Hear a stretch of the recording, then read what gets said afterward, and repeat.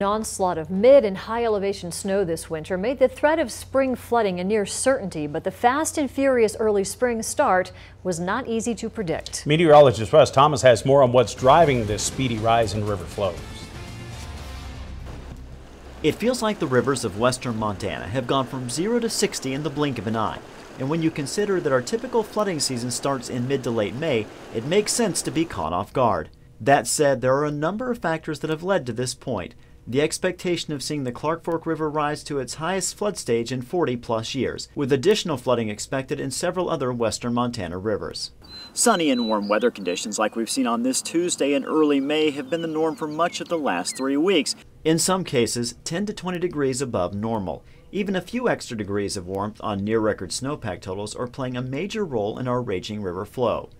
A couple of cool wet weather systems have intermittently hit the northern Rockies, adding quick bursts of rain, enhancing river flow.